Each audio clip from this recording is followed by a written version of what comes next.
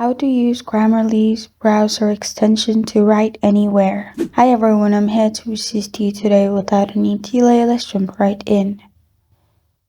I have opened Instagram Reel, and to write in the comment, simply type in the comment and you'll find a green dot in the writing section. Click on the green dot and click on the bulb-like icon, which will open Grammarly.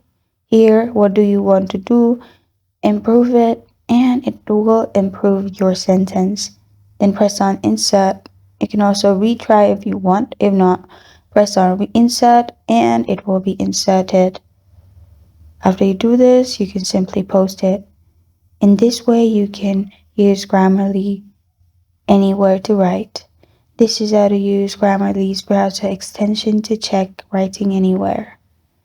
Thank you for joining me today. If this video helps you out, please leave a like and subscribe for more.